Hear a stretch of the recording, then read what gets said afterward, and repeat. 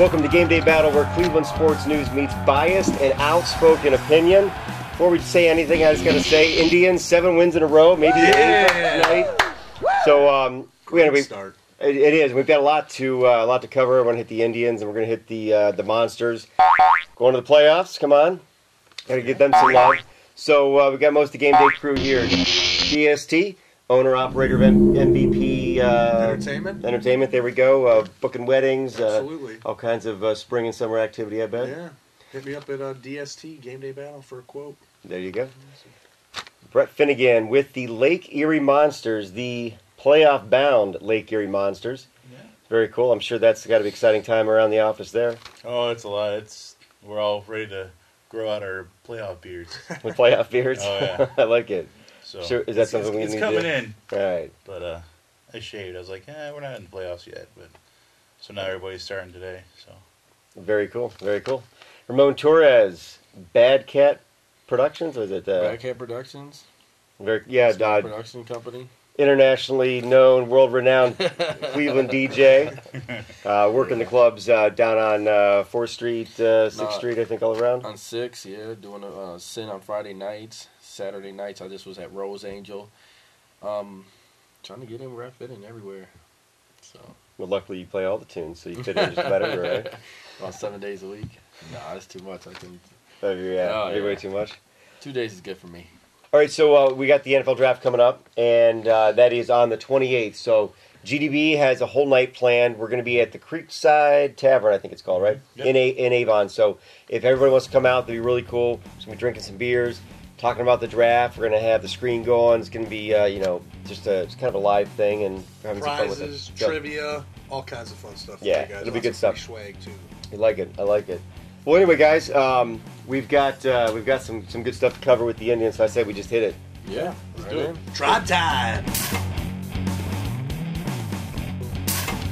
All right, everybody. It is the beginning of spring. The Indians on a tear, 7 games in a row, maybe 8 games by the time this airs. Travis Hafner smashing a game winner. He must have watched the show. He must have. We scared him a bit, but nobody pinched me because I'm really excited. This is like a dream. Let's just throw it out there. Let's just kick it around.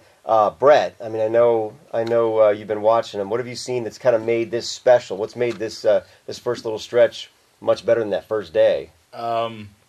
It's the starting pitching. I really think they keep it in. They were getting good, solid 7 innings from our starting or 5 rotation. Fausto came out against the Red Sox, and he totally forgot about the first day of the season. Yeah, redeemed himself a bit, didn't he? That. And just to sweep the Boston Red Sox here at home is we haven't seen that in years, I don't think. And like Justin Masterson, he's 2-0 with a 1.35 ERA, 9 strikeouts, 3 walks already in just 2 games. Josh Tomlin 2-0 with a 2.63.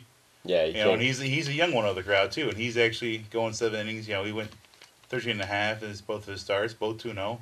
That's a confidence builder right there. Starting pitching, I mean, we've got the tools so far. So, and Mitch Talbot actually looked pretty good in his first start. He didn't really go the distance, but he was fanning a lot of batters and showed some really good command. So it'd be nice to see what he can do too. Yeah, I mean, I love the 5 that we're starting. I'm not too big on Carrasco yet because I haven't really seen what he can do. He's new to the team, I understand, but that starting 5 is looking pretty solid so far. I like it. I like it.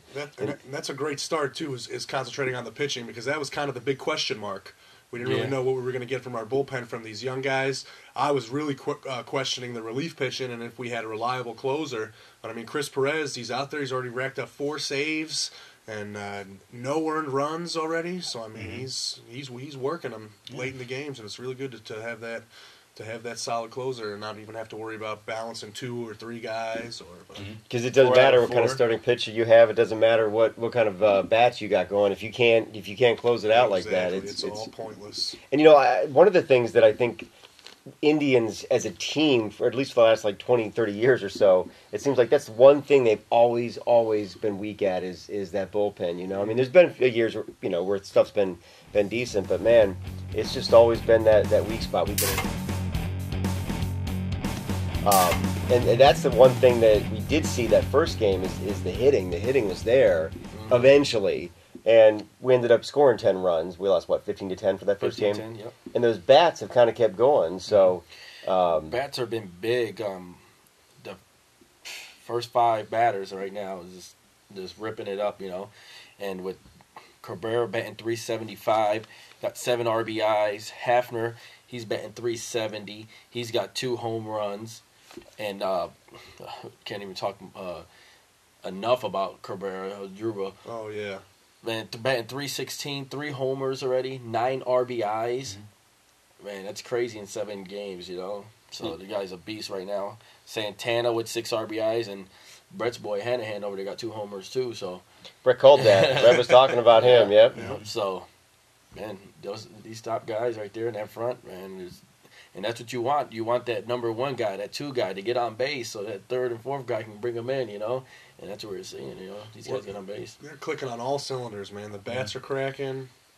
Both sides of the ball, they're working it. So defense very is real exciting. good, Very exciting start. It is, and I think there's like some synergy created when you've got a couple guys that start kind of taking off in their respective positions, and then you get a starting pitcher that goes out there knowing that I don't have to be perfect because my offense is going to bail me out, and you got relief pitchers coming in thinking like, you know what, we've already got a 4-run lead or whatever, or the bats are going to keep coming. I'm going to come into a good situation.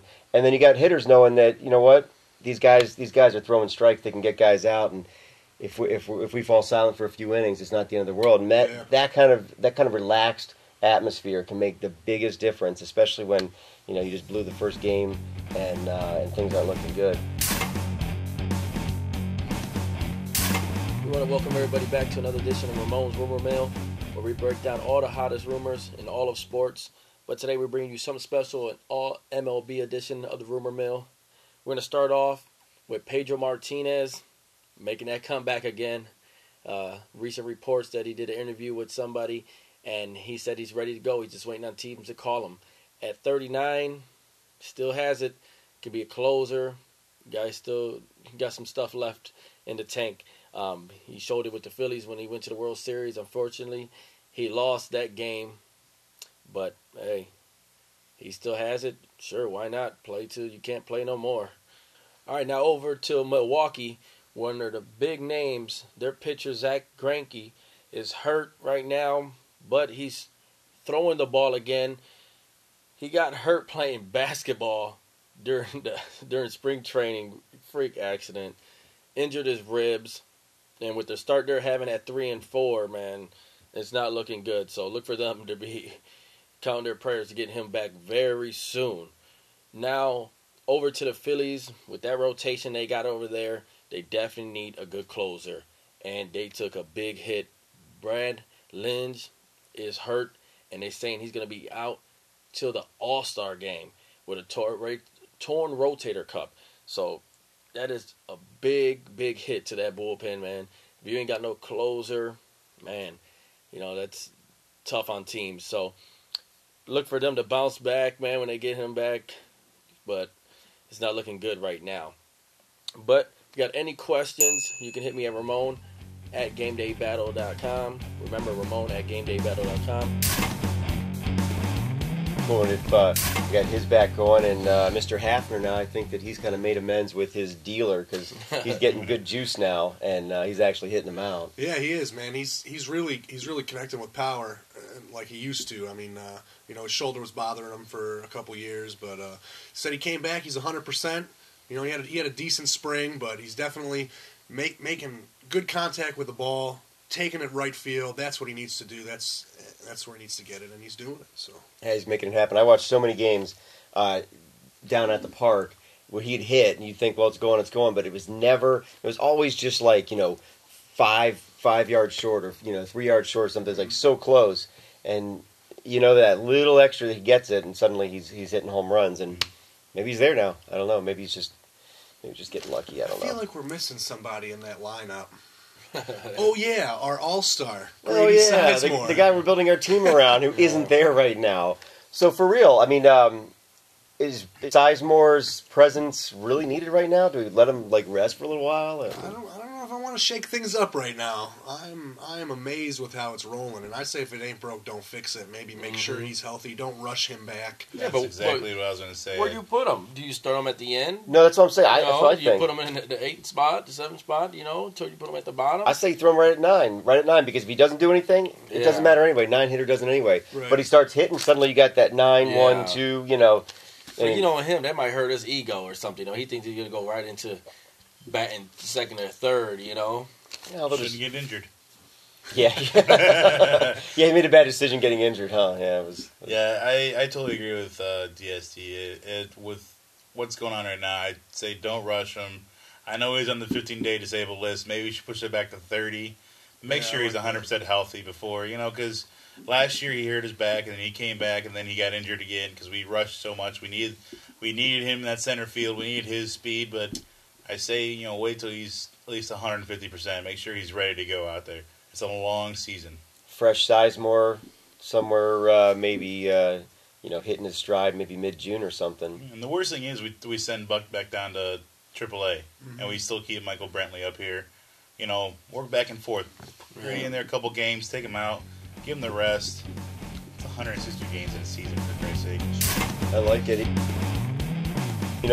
One of the big things that we talked about all the players, but I think there's been some good coaching. And how long has it been since we've been able to say that? Mm-hmm. Suicide Squeeze the other night. A brilliant option to go for, and they did it. And of course, the players, did it well. I think that every year except for one that I can remember, when Eric Wedge was a coach, we had a slow, awful start. And there was that one year where the Cavs were doing real well, and nobody remembers it because the Indians were overset by the Cavs. But they had like an April and May that was just out of this world. That was it. Every other year was just awful under Wedge. Acta seems like maybe he's got these guys a little more into the groove. Not the first game, but I mean, they were able to recover. They were able to get back at it. They're focused. They're making it happen. And I think Manny Acta deserves some credit, man. He's a big part of making this team different than the Wedge team that we suffered through for so many years. I think it's a confidence thing. You get a few wins under your belt. Now you're like, you get to rolling. Now you feel like, you see that ball like it's a basketball coming at you, especially with the way they do it. It's not part mental. It's all mental. Yeah, it's 97% mental. You have to convince yourself that you're the man. Yeah. Otherwise, nobody else is going to think you are. And they're going to tell you you're not, exactly. in fact. And then you're batting for a job, They can you ain't doing no damage. Send you right down to AAA, right where you came from, So. Well, that's the thing when they're not battling for a job, when they got like a big contract, to keep themselves focused on trying to be better, not trying to get the bigger contract, not trying to be Superman, but to get better and be more than they were before. That's got to be hard because I go into work a lot of days. I'm just like, whatever. I go to work sometimes and I'm like, boobies. You got the job where you can do that.